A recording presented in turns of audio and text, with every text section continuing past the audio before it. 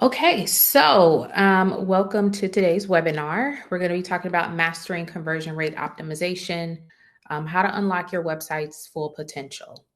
Um, the things that we'll go over today are simple but effective ways that you can either restructure or design your new website or landing page to just make it more efficient and primed for more conversions.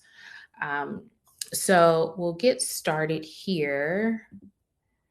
The webinar overview. So we're going to be talking about landing page optimization, compelling call to actions, and then streamlining the intake form processes. That's going to really tie it all together for the first 2 points on how to make all that work to get them to the next step in the sales process.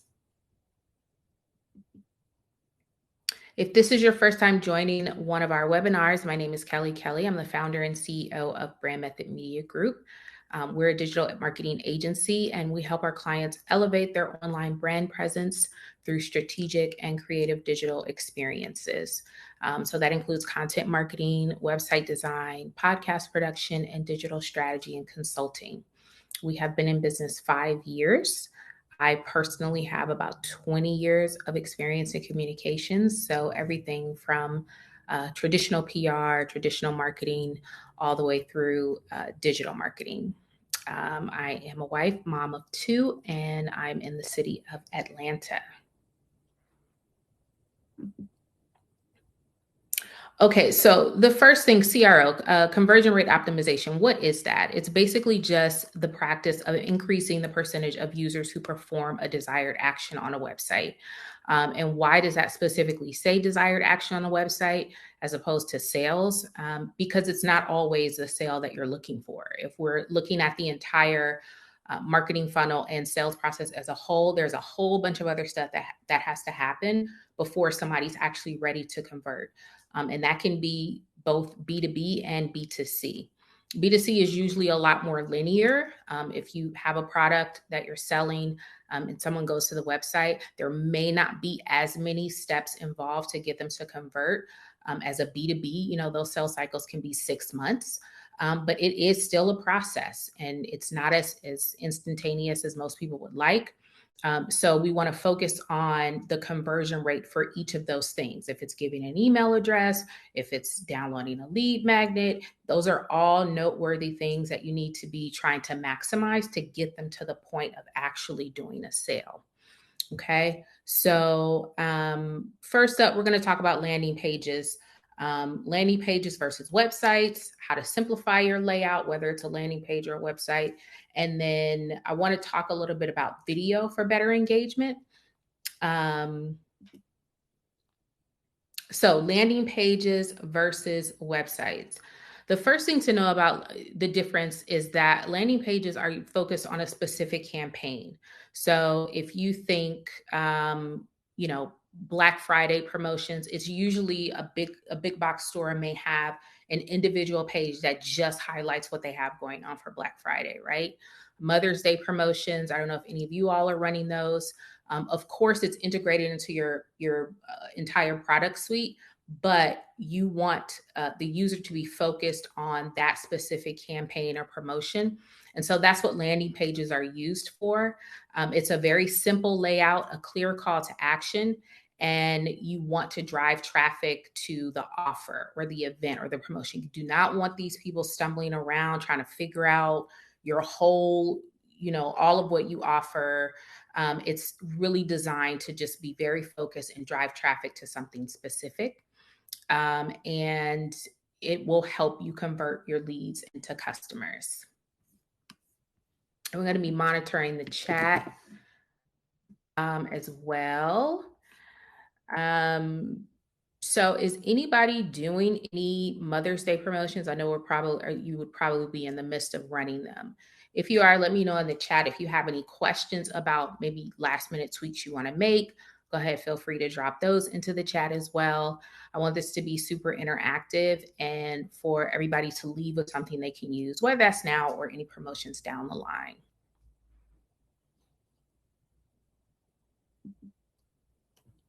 Okay. So, talking about simplifying your layout. So, what does that mean? And I'll show you guys a couple of examples of some successful landing pages. But first, you want to remember you need to remove unnecessary elements and just focus on what is essential for one particular message, not your entire host of products or services, just the one message, the one campaign. You want to remove everything else from the landing page or the website, whatever splash page, whatever you're using, and you want to use a lot of white space and clear visual hierarchy. So you're guiding your visitors to your call to action. If it is actually making a purchase, you want that to be the focus. If it's signing up for something, you want that to be the focus. So you need to have significant white space around that, which is a little bit different than a traditional website. Most websites don't like a lot of white space. But for a landing page, that's okay. The other thing to remember with the landing page, you need to keep your menu very, very, very simple. Your average website might have 5 menu items: your home, about, work, blog, contact.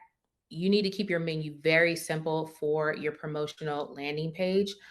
You don't want too many options because it overwhelms the visitor and then they get distracted and don't do what you want them to do. So again, this is another probably key difference with a landing page versus a website. We want to remove everything else off the table and have them just focus on doing the one thing we want them to do. Okay, and so images, video, and value proposition. So you want to make sure that you're using images that are relevant to your product or service and make sure they're high quality and visually appealing. Resource Canva has really, really stepped up their game with stock photography. If you're looking for a budget friendly route, they have a ton of more creative, not necessarily your usual stodgy stock photos that seem very cookie cutter. They have a lot of options in Canva. And if you have a brand that's a little more bold, or creative or eccentric, you can look there. And then you have your usual suspects that can offer you if you have a more conservative brand. But the focus is to use images that represent what you're selling. Okay. The other thing, video can be particularly effective. If you have a complex product or service, you would want to include a video on your page to explain it. It also helps with SEO on the back end, to be completely honest. We've just now started integrating video into our sales pages and our thank you pages. If you register for this webinar, once you register, you are automatically taken to a thank you page, and we make sure to put a video there with an offer. So that's something that you can explore to use into your not only your landing page, but your entire funnel. We'll kind of talk about a process when we get to forms in a moment. The other thing you need to make sure that you're doing with your landing page is you need to use a headline or a subheading to clearly communicate why visitors should choose your product or service over competitors. It sounds a little elementary, but when you're on the receipt, because this is your brand, this is your company, so it all seems like, a no-brainer to you. But when you're talking about a user on the other end that is constantly being bombarded with all sorts of messaging and distractions and all these other things, it's not so elementary to them, right? So we want to make it as streamlined as possible, hold their focus for as long as we can, and get them to do what we want them to do. So as soon as they land on that page, they need a big headline that explains to them why they're there. We cannot assume, oh, well, if they clicked here, then obviously they're here for this reason. We have to keep driving that message home and being repetitive in that so that they remember, this is what I'm here for. And it encourages them to do the action you want them to do. Does anybody have any questions so far about images, video, or your value prop? And I'll show you a couple of examples of what that means, but okay. All right.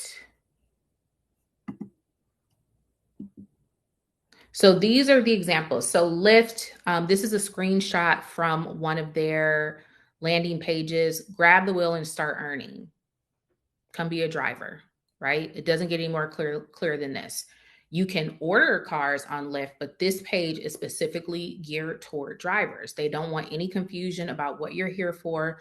The page does not have, do you want to be a driver or do you want to download the app and catch a ride? This is strictly about hiring and speaking to people who want to be drivers. And it gives them a very clear headline. The visual also supports that. There's a car in front of a place. And then a box for them to enter their information and a very clear call to action, right? Same thing with Airbnb.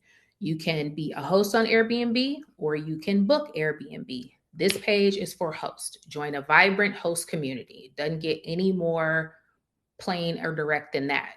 And the visuals show host, right? Whether they're real host or pretend host. And then they have a call to action that's right there and it's clear. So these are just really simple pages that even the big companies are using in order to drive this specific conversion that they want. Of course, they want people to order cars and they want people to book Airbnbs, but these pages are to attract drivers and attract hosts. So when you're thinking about your own brand, you have to break it down like that sometimes. And figure out, what is this campaign trying to do? Yes, we all want sales, but go back a little bit and get more granular. Chat. So these could be created for service-focused businesses. Yes, these could be created for service-focused businesses. So for example, we last fall, and I tried to integrate it into this presentation, but I couldn't figure out a way to make it clear. We did a Black Friday campaign to promote a website service, to get a website done. And we actually missed the mark on a couple of things. I went back and looked. We did not have a call to action in the above the fold, as they say. But everything else we pretty much had that we'll go over here. We had a clear headline. You're here for websites. You're not here for podcast production. You're not here for content marketing. You're here because you want a website. Do we want to sell these other things? Absolutely. But the promotion needs to be focused so that we can kind of take this user through a specific journey, right? And so any service that you have, you can do a landing page for it as well. Just kind of break it down and get granular. And so we use GetResponse for landing pages and WordPress, but you have separate companies, Unbounce. There's a few that you can do a service with and create landing pages for pretty much anything that you want. Okay. So next up is call to action. So this is where sometimes, like when we see it, we know that it works, but when we're kind of in our own business, we forget to be as descriptive and action oriented with the language that we use. And all of this leads to creating a sense of urgency. And then the third piece for this is prominent placement. Okay. So if we start with action oriented language, so this encourages the user to do what? Take action. Buttons like buy, download, register, subscribe, all of these, as opposed to click here, or read more or things like that. This is action. I need you to take an action. I want you to buy something. I want you to download something. I want you to book a call. We use that quite often because we're B2B. Most people aren't going to click on our website and purchase, but we do want to have a conversation with them. So we have a few book a call throughout our website. We use download if we have a lead magnet. And then of course, subscribe if you want the user to subscribe. So make sure that and what I'm going to do is at the end of this, you'll get, I put together a optimization checklist, because these are all things that when you hear them, you're like, oh yeah. But when you sit down to create your own, you might miss a few of these. So there'll be a checklist that you'll get to be able to go through and say, okay, do I have a clean menu? Do I need to tone this down and do one or two? Do I have action-oriented language on my CTAs? And so it'll help you remember. So you can also step it up a notch if you have time-sensitive campaigns. Like for example, our Black Friday campaign, that's obviously time-sensitive. So it's act now, limited time offer, only a few spots left. For our webinars, we have that too, because the system that we use, we only have so many open slots. It's just not open indefinitely. So, it's seating is limited, register today, that type of thing. That's for your service. For your, we've seen for B2C, your e-com stores, they'll have little pop-ups that come or buttons that say, only 5 items left. That's creating a sense of urgency for the user to act in the moment.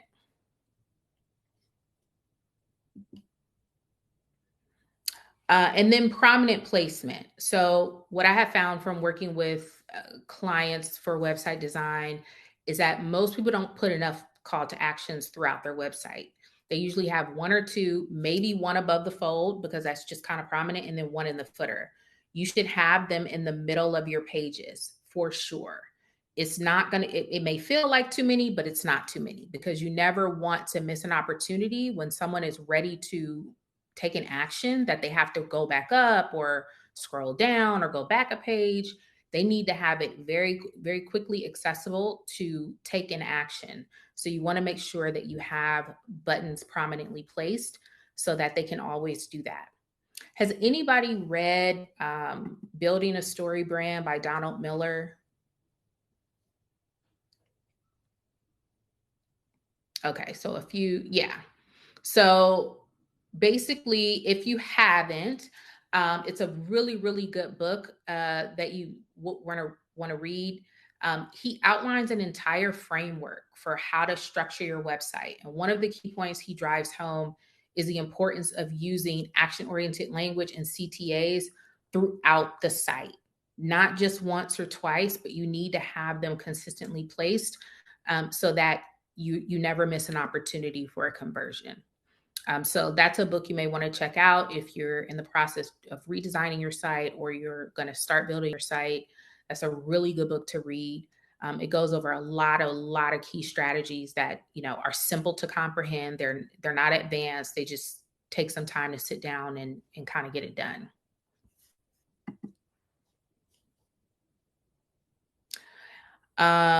Okay, so the other thing that Donald Miller.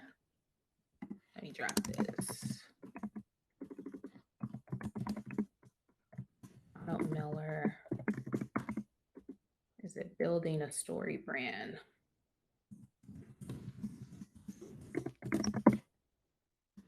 Okay. All right. I just want to, because I'm getting a few, I guess, private message. Like there's a general chat and then a separate chat. So I'm just trying to make sure I'm not missing anything. Okay.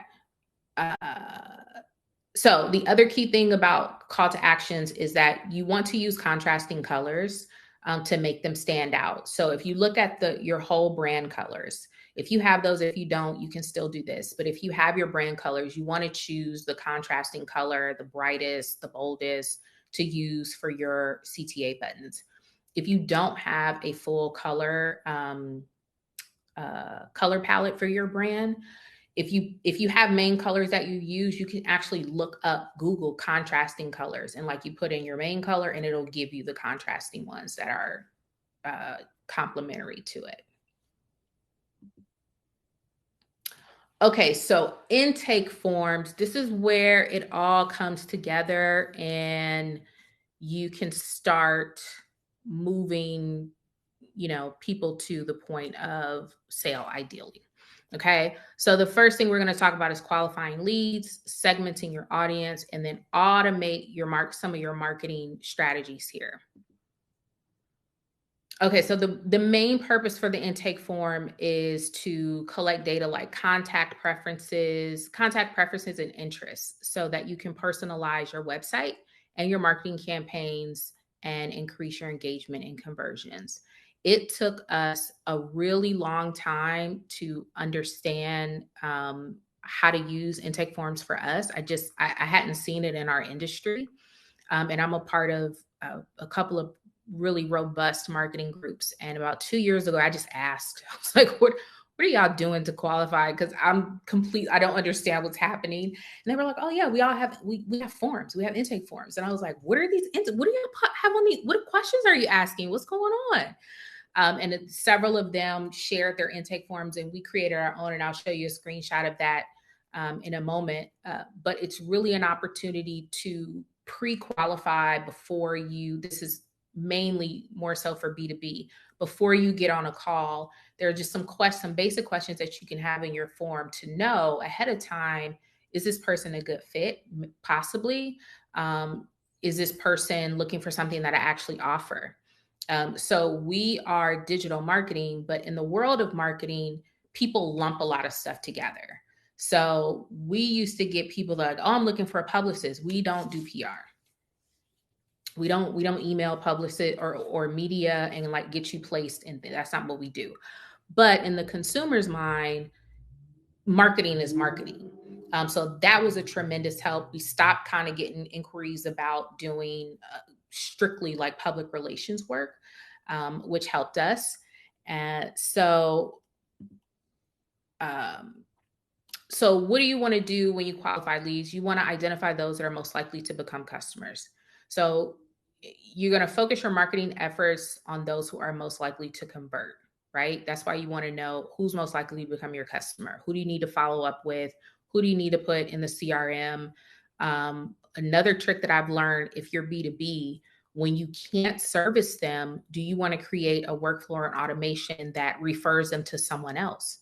So this can all be automated. So if on the form they answer certain questions and it's not a fit based on the questions that you put in there, it can automatically take them. Once they submit it, they can automatically be taken to either a landing page or some sort of messaging that says, hey, it doesn't look like we're a good fit, but here are some of our preferred vendors that you may want to look into. So you've eliminated hopping on the phone with these people, spending 30 minutes only to find out you can't help them or they're not a good fit, right?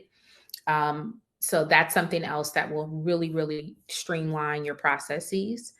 And the other question that I used to get mostly from my B2B folks is, should you include pricing on your forms? Some people are very hesitant to include pricing on their forms because they feel like it pigeonholes them. And I can understand that. So what we always recommend is to use ranges, right? So you know what your baseline pricing is. And if you have packages, you can do blocks of ranges. Okay, we use HubSpot. We build our forms on HubSpot, and they allow you, there's a radio button or a checkbox. Your budget is this, between this and this, between this and this, between this and this. So you're not bound to this price, but you still are able to see where people are and if they're qualified. If they don't have the budget for your pricing, you want to know that before you get on a call. Okay. I know for marketing, this is probably the most commoditized industry, it feels like, in the world. You have people, we live in a global economy. So you have, I mean, just to be complete, you have Fiverr. You can get somebody anything for you for $5, right? So you need to know if the prospect has the idea that they're getting this for some sort of commoditized price, or if they're looking for a relationship and they want to invest in their brand. So that's stuff that you need to know. Okay, so this is our form. And let me see if I can zoom in a little bit. Can you see that? Okay, I'll read. Yeah, it's a little blurry. Okay, so we offer 4 services. It helps us frame up the conversation to know ahead of time, what services are you interested in, right? If they were interested in public relations, that's not on there. So they're either going to log off or they're going to choose something else that they're interested in. Okay. We have budget ranges. What prompted the decision to seek the services of a digital agency? That question is more designed for us to know if this is a pain point, or if they're just kind of kicking tires. They're just looking around, or if something has happened and they really need to make a change and they're ready to do that. How did you hear about us? That helps us to know where the referral is coming from. Was it Instagram? Was it a person? Was it a group? All those things help you on the back end. Tell us about the business. That's just a little bit of background that we would like to know. What are your digital marketing goals? That's a loaded question, but depending on how they answer, we can understand if they're going to be a good fit or not. If they say something like, I need to make $8,000 in sales in 30 days because I'm going off to the mountains and I'm going to be unreachable, then this is not a good fit. And that is a true story of someone we had wanting to seek out our services. He had a very high price, prominent furniture store, and he was going to be going on sabbatical in the mountains and unreachable. And he wanted to put in place a campaign that he's never ran a campaign before. He wanted to put in place a campaign that would generate at least $8,000 within like 3 weeks. That's not what we do. Okay. And then what does your current digital marketing strategy look like? So that helps us to know if they have something in place, and if they don't, that's very important. All right. Does anybody have any questions about the form? Any questions about the form? Okay, hold on.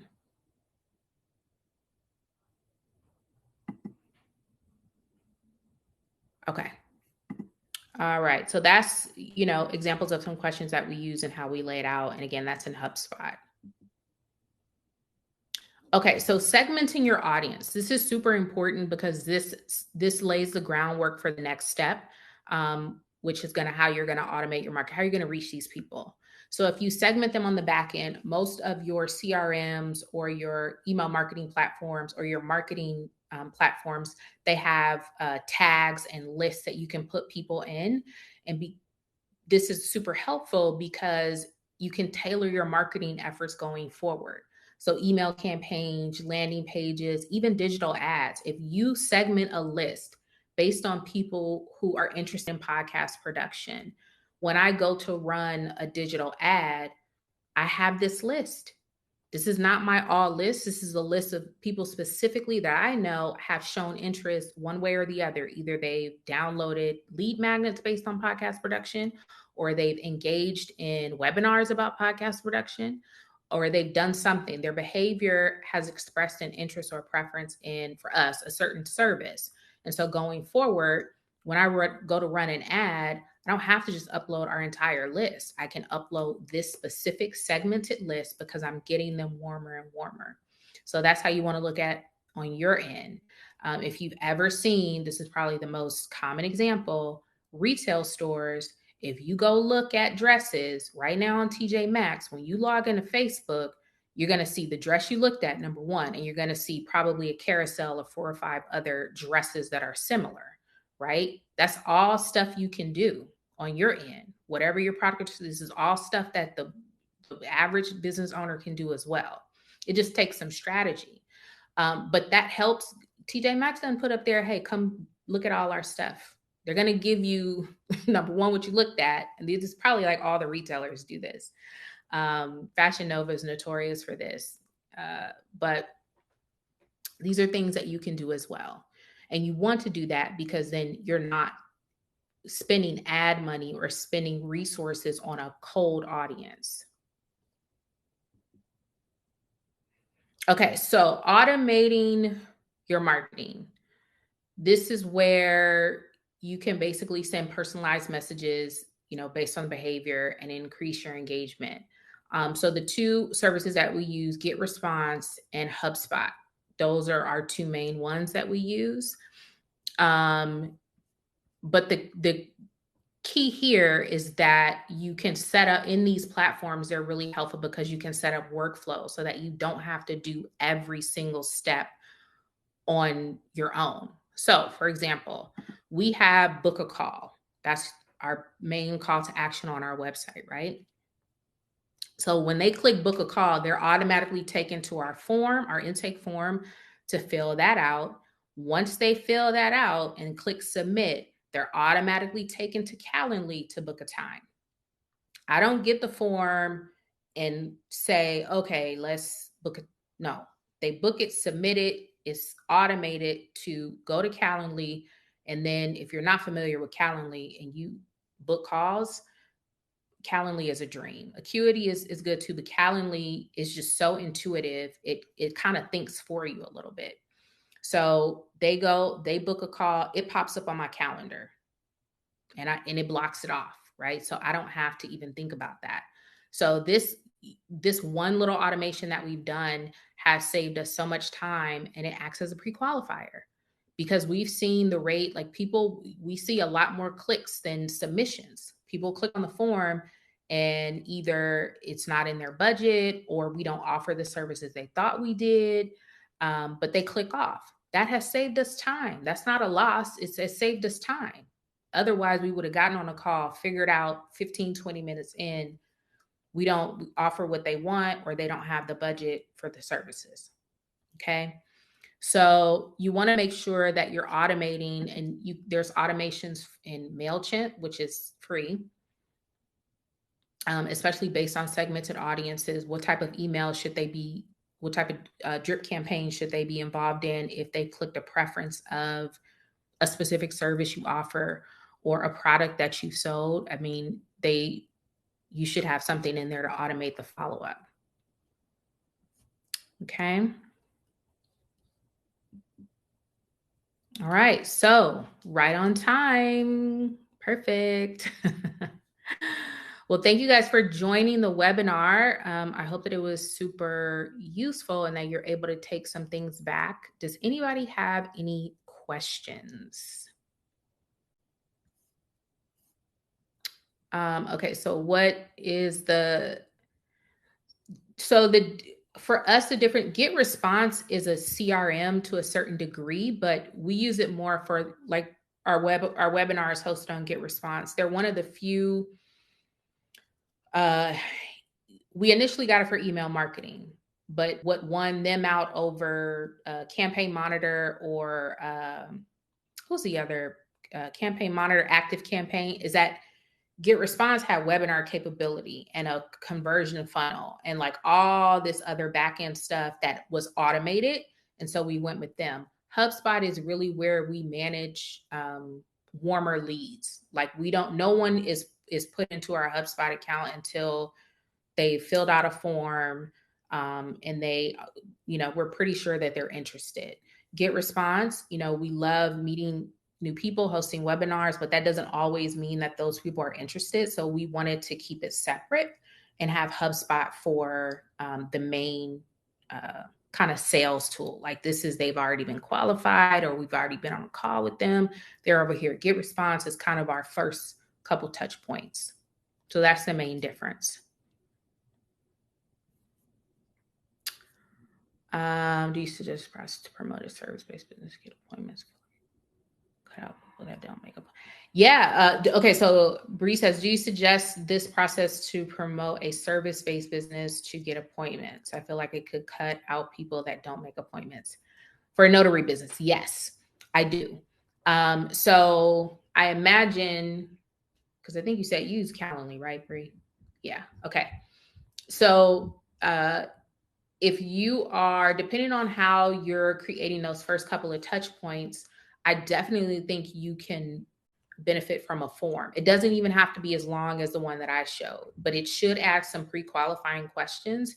Whatever you can think of in your business that has been like, I wish I would have known that before I drove over here, or because you're mobile notary.